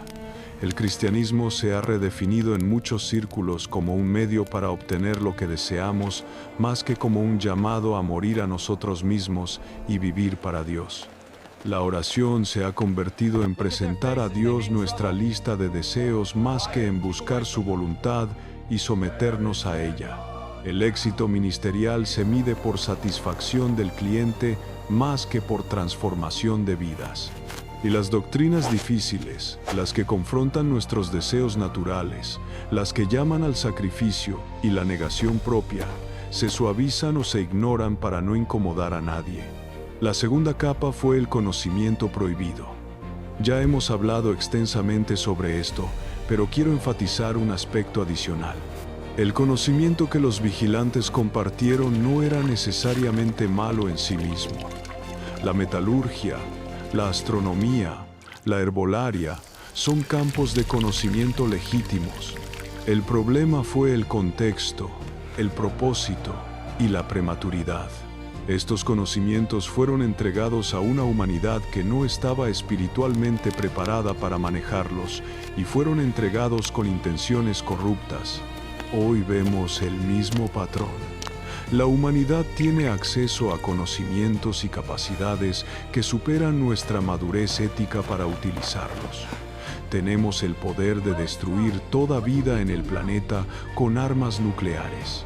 Tenemos el poder de modificar el clima, de alterar ecosistemas, de crear organismos nuevos. Tenemos el poder de manipular la información que miles de millones de personas reciben, de moldear opiniones y comportamientos a escala masiva. Y todo este poder está en manos de una humanidad que sigue siendo moralmente la misma que siempre ha sido: egoísta, ambiciosa, propensa al mal. El conocimiento sin sabiduría es peligroso. La capacidad sin responsabilidad es destructiva. El poder sin humildad ante Dios es demoníaco. Y esto es precisamente lo que caracteriza nuestra era. Tenemos más conocimiento que ninguna generación anterior, pero menos sabiduría. Tenemos más capacidad técnica, pero menos discernimiento moral. Tenemos más poder, pero menos temor de Dios. La tercera capa fue la corrupción de la naturaleza. Los Nefilim representaban una distorsión del orden creacional. Eran híbridos que no debían existir. aberraciones que violaban las categorías establecidas por Dios. Y el libro de Enoc sugiere que esta corrupción se extendió más allá de los humanos, afectando también a los animales y otras formas de vida. Hoy estamos haciendo lo mismo con diferentes herramientas. Creamos organismos transgénicos que combinan material genético de diferentes especies. Investigamos la creación de quimeras humano-animal. Desarrollamos inteligencias artificiales que difuminan la línea entre lo vivo y lo inerte, entre lo natural y lo artificial.